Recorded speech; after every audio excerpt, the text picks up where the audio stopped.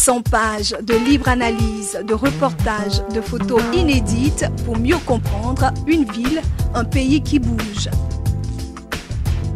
Ici à Abidjan, votre magazine numérique gratuit disponible tous les mois. L'Afrique avance ici, Abidjan innove. Bonjour à tous. Nous recevons aujourd'hui Dr Hyacinthe Nobu, enseignant-chercheur de philosophie à l'Université de Bouaké. Il a été récemment élu président du COJEP qui s'est mué en parti politique lors d'un récent congrès extraordinaire. Bonjour docteur. Bonjour. Tout de suite, je voudrais vous demander, que pensez-vous de cette pensée qui traverse la tête de beaucoup d'observateurs politiques ivoiriens et qui concerne votre récent congrès, à savoir que ce congrès-là n'avait d'autre but que de sanctionner politiquement le président intérimaire sortant? Le président intérimaire, d'abord je voudrais vous dire merci. Merci pour cette opportunité que vous nous donnez d'échanger. Le président intérimaire sortant, le camarade Youambi, pour nous, nous pensons que dans la vie de tout organe ou d'organisme, à un moment donné, on atteint une certaine maturité et puis on change le cap. Youambi n'a pas été sanctionné. Avant lui, il y avait Yavo Martial, Bli, Poté, mais qui ont assumé l'intérim. À un moment donné, il fallait changer de cap. Et lorsqu'il fallait changer de cap, certaines personnes ont été désignées. C'est comme ça que nous avons été désignés. Pour nous, Youambi demeure toujours un militant du COJEP. Pour preuve, j'ai décidé de pouvoir les rencontrer, de discuter avec eux. Les négociations, les discussions vont avoir lieu bientôt. On va s'entendre sur l'essentiel. L'essentiel, c'est notre maison commune, le COJEP. Alors, depuis la fin de la crise post-électorale, on a assisté à plusieurs changements à la tête du COJEP. Pour vous qui étiez resté là jusque-là, un peu méconnu du grand public, vous pensez que vous pouvez assurer cet héritage-là? Ne craignez-vous pas, vous aussi, d'être débarqué dans quelques mois, dans quelques semaines? Ben, je pense que c'est une marche. À un moment donné, lorsque vous avez conduit la direction jusqu'à un certain niveau, on peut vous arrêter. Et puis, si les militants, j'ai été élu à un congrès, si les militants estiment qu'après que je ne fais pas le travail, c'est normal. Il y a des instances, on regarde les textes, on suit la voie, et puis après cela, bon, ben, quelqu'un d'autre peut venir. L'essentiel, c'est de servir la structure et la Côte d'Ivoire et non chercher à se servir soi-même. Voilà. Alors, docteur, qu'est-ce qui change aujourd'hui concrètement quand le COJEP passe de mouvement à parti politique? Mais il est évident qu'un mouvement ne cherche pas à prendre le pouvoir et qu'un parti politique cherche à prendre le pouvoir. C'est déjà deux éléments importants. Un mouvement ne prend pas le pouvoir, un parti politique cherche à prendre le pouvoir. Nous allons contribuer de ce point de vue, avec la maturité que nous avons maintenant, à pouvoir prendre notre place sur l'échiquier politique national et international. Alors vous, en même temps que vous devenez un parti politique, vous avez tout de suite indiqué que le COJEP n'entendait pas viser un poste électif. Est-ce que ce n'est pas en contradiction avec vos objectifs? Non, mais cher monsieur, vous voyez que le COJEP est devenu parti politique depuis la semaine dernière. Les élections présidentielles, les dépôts des candidatures prennent fin à partir du 25. Nous avons combien de temps pour pouvoir respecter les normes et puis avoir les documents pour y aller? Pour cela, nous disons que pour ces échéances-ci, nous ne sommes pas prêts. Mais ça ne veut pas dire que nous n'irons pas. Nous pourrons y aller en fonction des donnes sur le terrain ou nous pourrions ne pas y aller en fonction de tout ce qui va se présenter. Voilà. Sinon, pour nous, nous venons de naître. Un enfant qui naît fait les 4 pattes d'abord avant de pouvoir se hisser. On ne se lève pas, à moins que vous ne soyez un Tchénik Banani. Voilà. Alors, évoquons, puisque vous en parlez, évoquons la présidentielle à venir. Croyez-vous aujourd'hui que le climat électoral actuel est favorable à ce scrutin-là? Dans un premier temps, nous voulons préciser ceci. Nous avons créé un parti politique et l'objectif du parti politique, c'est de prendre le pouvoir. Mais pour prendre le pouvoir, il faut respecter la Constitution. Mais pour respecter la Constitution ivoirienne dit que chaque 5 ans, il faut organiser des élections. Et nous sommes au terme de ce cycle des 5 années. Donc, normalement, il doit y avoir des élections. Il faut respecter la Constitution et respecter cela. Mais on ne va pas à des élections à n'importe quel prix. Si les conditions ne sont pas réunies, il faut les revoir. Je pense, pour ma part, et pour ce que pense le COJEP, que les mêmes causes produisant les mêmes effets, nous avons le ferment, nous avons les ingrédients. Les mêmes acteurs. Depuis combien d'années nous avons les mêmes acteurs et les mêmes crises? Donc nous pensons que les mêmes éléments sont réunis.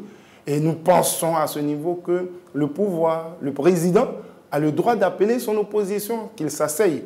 Quand on a la volonté, en moins d'une semaine, on peut régler tout ça. En clair, le COJEP estime que les conditions ne sont pas réunies pour des élections présidentielles en octobre. C'est vous qui venez de le dire. J'ai simplement présenté les conditions dans lesquelles nous nous trouvons. Et nous disons que si les conditions ne sont pas idoines, il va falloir s'asseoir pour les régler. Chacun peut penser ce qu'il veut, mais chacun vit la situation sécuritaire, la situation de démocratie. Mais nous pensons... Mais vous, au niveau du COJEP, oui. Docteur, pensez-vous qu'aujourd'hui un dialogue s'impose sur le climat électoral au point que le président de la République actuelle appelle ses opposants pour changer la donne, pour changer ce climat-là, si on peut le dire ainsi? Mais le climat n'est pas apaisé. Vous avez vu tout récemment que les responsables de la CNC sont allés à Korogo et vous avez vu les images qu'on nous a présentées. Le climat n'est pas apaisé. À cela, il faut ajouter le grand phénomène des microbes.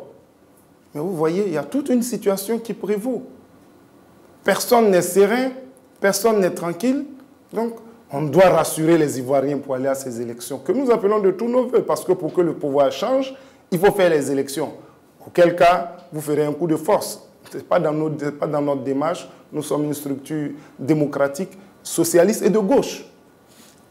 Alors, docteur, il y a certaines formations politiques de l'opposition, je ne veux pas dire la majorité des formations de l'opposition qui demandent une transition politique. Alors, quelle est votre lecture sur l'idée d'une transition politique et puis quelle est votre position sur une transition politique en Côte d'Ivoire? Ce que je voulais dire sur ce point, c'est que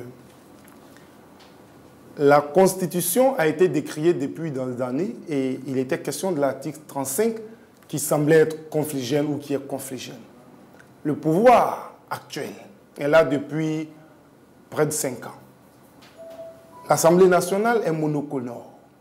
On aurait pu véritablement engager un processus pour pouvoir enlever les éléments confligènes qui se trouvent dans la Constitution. Rien n'a été fait. Nous sommes à la veille des élections. Les mêmes causes produisant les mêmes effets. Est-ce que nous allons arriver à cette même situation, comme je l'ai dit? C'est pourquoi nous avons demandé simplement qu'en notre sens, il y a le principe de la Constitution, mais il y a les personnes qui incarnent cette Constitution. Alors, on peut s'asseoir, on peut s'entendre sur un document écrit qui emmène chacun à s'engager de façon, je n'allais pas dire idiote, mais de façon simple et simpliste. Imaginez-vous, à Korogo, que des gens soient allés faire une campagne, soient allés parler de la CNC, ils n'ont pas pu le faire. Que se passera-t-il lors des élections? Je ne puis dire qu'est-ce qui va se passer. Mais de façon simple, je pourrais dire, il y a des élections dans certaines républiques qui mettent plus d'1 mois avant d'avoir les résultats. Alors, si on a 18 régions, mais si c'est le chef de l'État qui assure la sécurité de tout le monde pour voter, on va se déplacer de région en région. On va au Korogo, le chef de l'État, les différents candidats sont là, la sécurité, l'ONUCI, puisque c'est l'ONUCI qui est devenu garant de notre sécurité maintenant. On finit le vote, on donne à chacun son bout de papier. Tu as 10 voix, tu as tel pourcentage, et nous rentrons sur Ferke. On finit, chacun prend pour lui, jusqu'à ce qu'on arrive à Abidjan, il y a la sécurité, chacun serait chez lui, et puis bon, on donnera les résultats. Que voulez-vous? Docteur, en parlant d'éléments confligènes, n'évoquez-vous pas le fameux article 35 et l'éligibilité de l'acteur chef de l'État? C'est eux les acteurs. C'est eux qui ont décidé. Il y a eu le président Gbagbo, le président Ouattara, le président Bédié, Soro Guillaume, et toutes ces personnes étaient à Marcoussis, bientôt, et puis plus tard à Pretoria, ils ont pris les décisions. L'article 35, le président Ouattara a dit qu'il est confligène, mais il est arrivé, il aurait dû changer l'article 35, ce qui n'a pas été fait.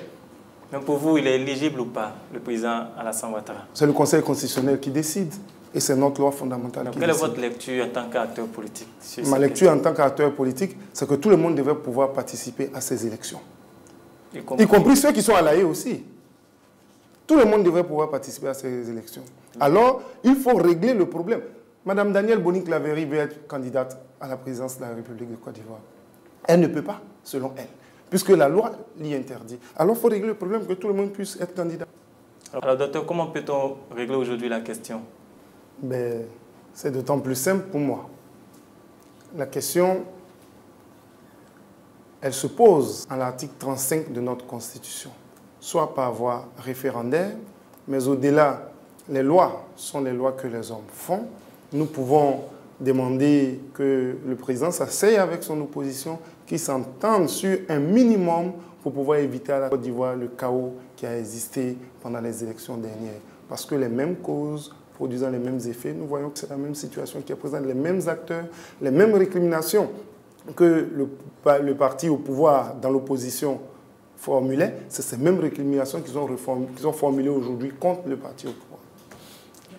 Alors aujourd'hui, quelle peut être l'influence du COJEP sur ces débats, notamment pour faire évoluer les choses? Quelle peut être l'influence du COJEP?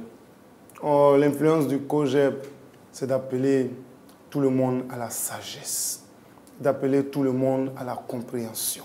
Parce que lorsque le leader du COJEP, Charles Blé Goudé, appelait dans le passé la jeunesse à descendre dans la rue, c'est ces jeunes-là qui mouraient. Et ces jeunes-là, aujourd'hui, ont atteint un certain âge. Pour ceux qui ont pu encore être en vie, après tout ce qui s'est passé. Donc, nous ne voulons pas que ces jeunes-là meurent encore. Nous voulons pouvoir permettre que les élections se passent tranquillement, sans qu'il y ait des situations de crise encore. C'est ce que nous voulons dire, nous, au COJEP. Nous disons, s'il faut passer par la voie référendaire, faisons-le. La voie qui sera meilleure pour éviter les morts, c'est cela. C'est de ça que nous parlons. On peut interroger le peuple peut se prononcer et dire que tout le monde peut être candidat ou que tel n'a pas le droit. En tout cas, le peuple peut se prononcer par voie référendaire. C'est encore quelques milliards. Le Premier ministre Kablan Denkan nous montre la croissance à plusieurs chiffres. On peut prendre quelques milliards là pour organiser les élections et le référendum. Et puis on va se prononcer là-dessus. Alors aujourd'hui, est-ce que l'opposition ivoirienne aujourd'hui, vous trouvez l'opposition ivoirienne aujourd'hui capable d'imposer au président actuel un dialogue avec elle? On n'impose pas. Ce n'est pas une question d'imposition, ça nécessite la force. C'est une question d'intelligence et de compréhension. Il ne faut pas interdire à quelqu'un la réflexion. Et nous pensons que l'opposition, malgré tout ce qui est dit et fait, c'est des appels à la discussion que l'opposition demande. C'est des appels à la discussion. La balle, en réalité, est dans le camp de celui qui a la gestion de l'État. C'est lui qui peut accepter de discuter avec son opposition. Et c'est cela qu'il faut tranquillement montrer des signes, envoyer des signaux forts pour dire que les élections pourront se faire tranquillement. Alors, qu'on passe par une transition ou qu'on fasse l'élection en octobre, ces élections vont se faire et il faudra pour le COJEP se déterminer à choisir l'un des candidats puisque le COJEP lui-même n'aura pas de candidat. Alors, au moment venu, pour qui va rouler le COJEP? Pour l'AFD, pour Pascal Affi-N'Guessan ou pour les candidats de la CNC? Le COJEP a des instances. Nous avons nos assises. Le COJEP, on sort à peine du Congrès pour diriger notre structure en parti. Il est devenu un parti politique. Nous allons nous retrouver et ensemble, nous allons choisir la branche qu'il faut. Mais sachez-le, le COJEP était déjà inscrit à la CNC. C'est les démarches sur les démarches qu'on peut ne pas s'entendre. Pour preuve, à la CNC, on a déjà 3 candidats déjà de prévus. Que fait-on? Avant moi, le camarade qui dirigeait le COJEP était déjà à la CNC. Donc nous allons apprécier, nous allons nous retrouver à une de nos instances et puis ensemble on va décider de la démarche à suivre et ce que nous devons faire. Merci docteur. Merci. C'est la fin de ce numéro de l'invité politique. Nous recevions docteur Hyacinthe Noubou, secrétaire exécutif du COJEP. Merci de nous suivre et restez fidèles à Le Débat.tv. 100 pages de libre analyse, de reportages, de photos inédites pour mieux comprendre une ville, un pays qui bouge. Ici Abidjan, votre magazine numérique gratuit disponible tous les mois.